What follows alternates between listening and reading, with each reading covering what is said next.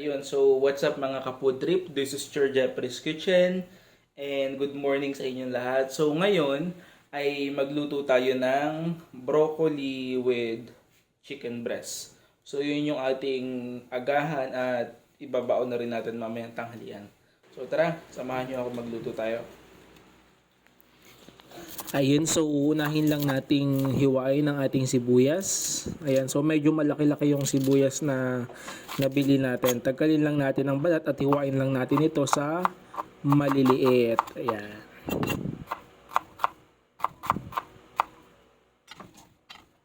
Ayan, ganyan lang. Tapos set aside natin yan. Sunod naman nating hiwain ay ang ating bawang. So meron tayo ditong 5 cloves ng bawang. Pitpitin lang natin ito para mas mabilis matanggal yung balat at mas madali siyang hiwain.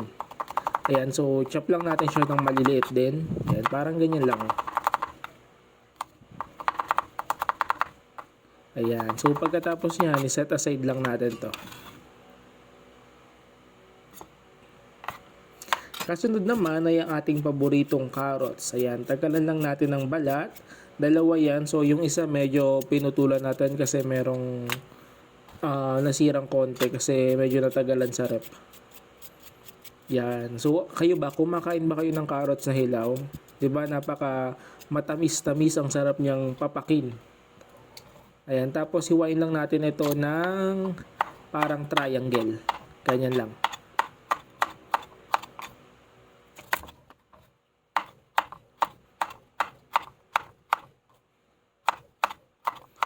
Ayan, so pagtapos yan, iset aside naman natin uli yan. Ang isunod naman natin ay ating bell pepper. So naglagay tayo ng bell pepper para mas maging mabango at masarap ang ating lulutuin.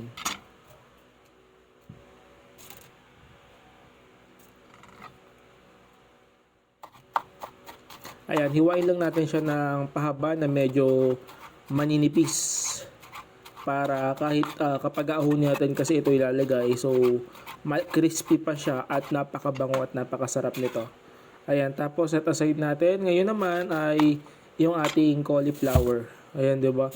Napakalaki ng tangkay, tapos napakaliit ng ating makukuha. Tapos napakamahal, 'di ba?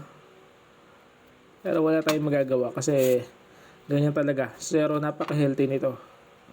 Ayan, so himay-himayin lang natin 'yan. Ayan, parang ganyan lang, 'di ba? Napakadali.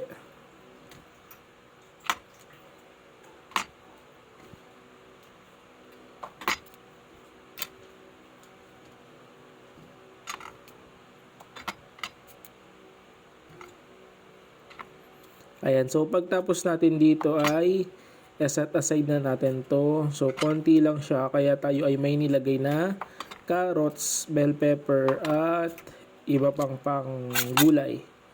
Yan, ngayon naman ay yung ating chicken breast. So isang maliit lang to na chicken breast, pampalasa at dagdag protina din. Yan, hiwain lang natin to small cube size. Yan, para mabilis siyang maluto. Ayan. So pagtapos niyan, i-set aside lang din natin to.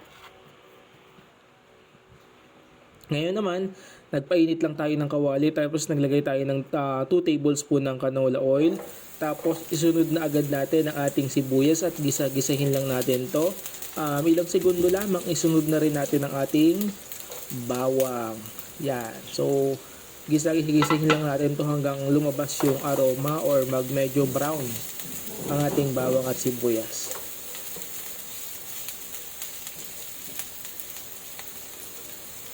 Ayan, so maintain lang natin, halu-haluin lang natin. Ganyan lang.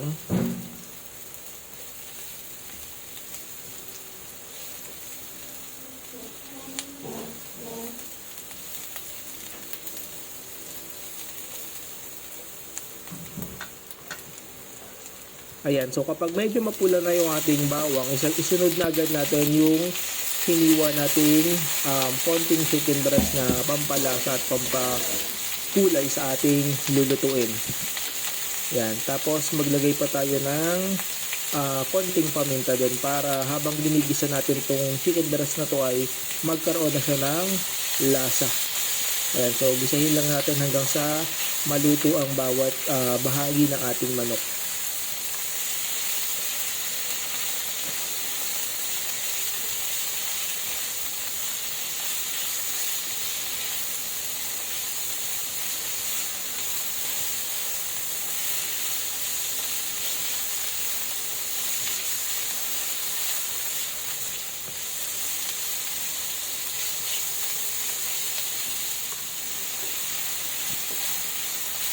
Ayan, so sa puntong yan ay medyo okay na yan, maayos na. So makikita mo yung ating mga paminta, dumikit na siya sa manok. So ganyan pa lang, may lasa na yung manok natin. Kaya mas maganda kapag nagigisa tayo ng panglahok sa gulay, nilalagyan na natin ng paminta o patis. Ayan, tapos isunod na po natin yung carrots. So gusto natin yung carrots ay medyo malambot kasi matigas to. Pero hindi naman yung sobrang lambot. Parang ano lang, medyo half cook ng konti. Yan. So, mix lang natin.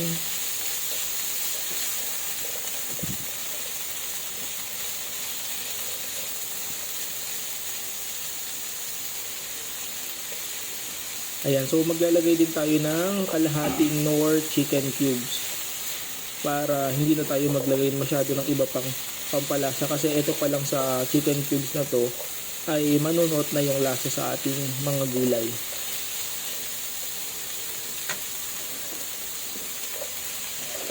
Ayan, so naman natin ilalagay yung ating cauliflower. Ayan, so di ba nagkakahalo na yung kulay, ang gandang tingnan. Ayan, tapos halu-haluin lang natin to upang yung mga katas ng ating ricadong nilagay ay dumikit din sa ating cauliflower. Ayan, pagkatapos yan, naglalagay din tayo ng isang pack na maliit na oyster sauce. So, ganyan lang, di ba? Napakadaling lutuin, napakasimpleng lutuin, pero masarap at healthy. Kaya subukan nyo na rin to.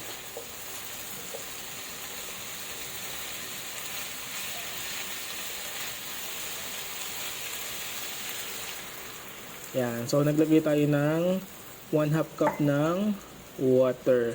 Tapos, ito ay papakuluan lang natin. Takpan natin. Ayan, pag kumulo na, ay halu-haluin lang natin uli. So, mga 1, 2, hanggang 3 kulo lang. So, mabilis ang kulo lang to para hindi talaga malabog or malamog yung ating gulay.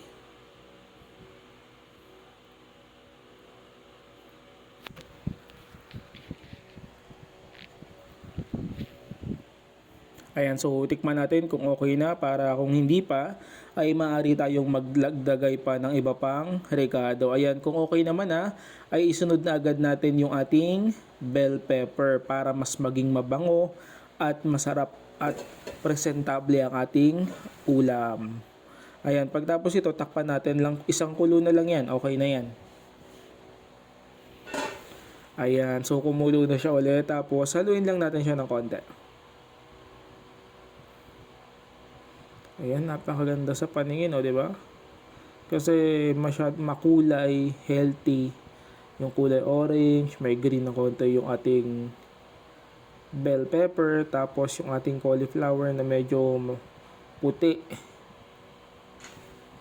Ayan, so mga ka-food trip, tikman na natin. So, titikman lang natin kasi ibabaon natin pagpasok mamaya sa school yung iba eh. So, tikim lang muna tayo. Ayan, so first bite.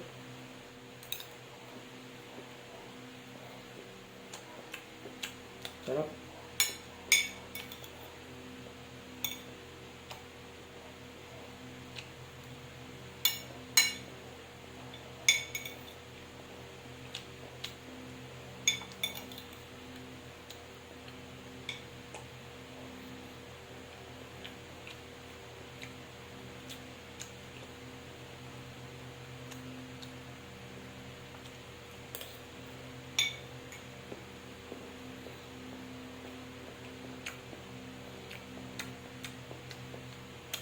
Crispy.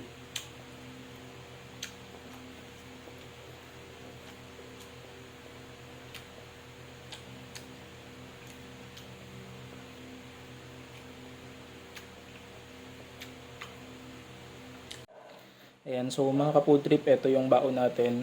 Tapos yung broccoli niluto natin. So yan yung ating tanghalian mamaya sa trabaho para hindi na tayo bumili at gumastos para makatipid tayong konti. So yun lang ka-food trip. Ayan, so mga ka-food trip, napakasarap, napakadaling lutuin, kaya subukan nyo na. So hindi naman kasi ganun kamahal para yung cauliflower, diba? So pag mahal, di ano ka na lang, DIY na lang, kung ano yung available sa inyo. So yun lang mga ka-food trip. So kung nagustuhan nyo yung video na to, huwag nyong kalimutang mag-like, mag-subscribe, mag-follow sa aking YouTube and Facebook page. So yun lang, and God bless you all. Bye-bye!